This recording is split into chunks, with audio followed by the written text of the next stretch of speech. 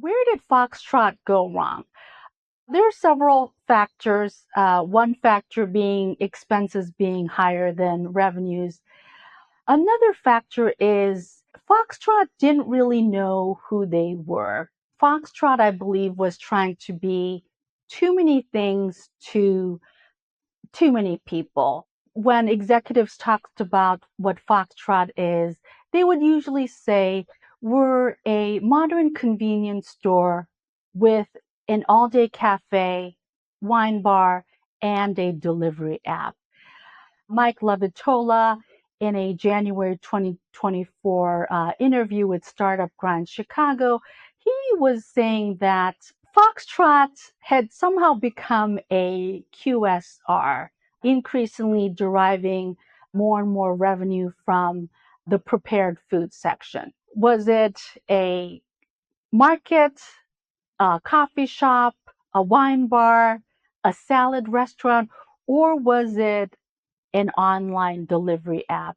So Foxtrot believed that by being an omni-channel retailer, that was the way to make money.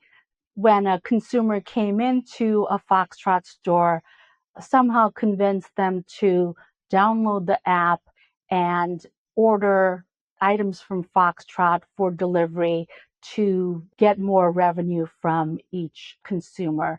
The challenge of being so many things to different people is that in terms of execution, it's frankly difficult to find an executive or executives who can handle multiple aspects. They had hired Liz Williams, a former executive from Taco Bell, to take on this role. She left the company after cost cutting to go to El Pollo Loco. Another challenge that Foxtrot had was that it originally started out as an online delivery app, 100% of revenue from online.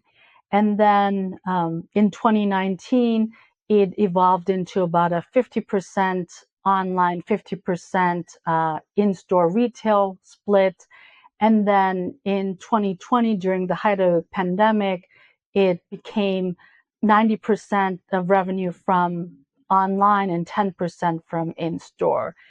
It went back to the 50-50 split, but in 2024, it ended up that it was about a 70% in-store and 30% online. So for a company to go from 100% online to 50% online to 90% online to 30% online, I think it would be difficult for any company's management to navigate employees, technology investment, etc. There were many factors into Foxtrot's fall.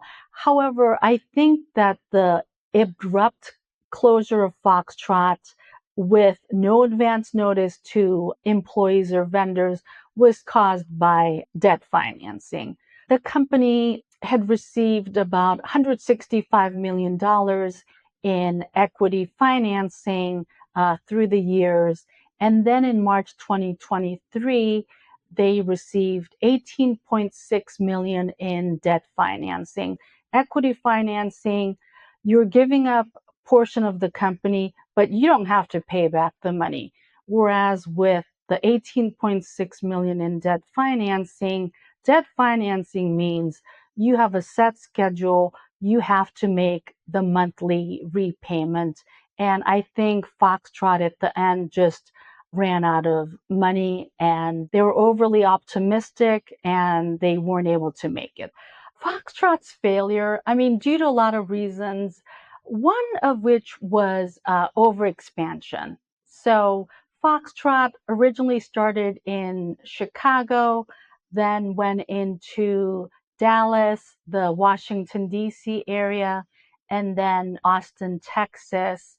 It is a lot of work to expand that quickly. And not only just sheer number of locations, but in different locations to build out the real estate, hire employees, train employees, and market your stores in all 4 locations. One of the biggest expenses for Foxtrot was expensive real estate in expensive neighborhoods.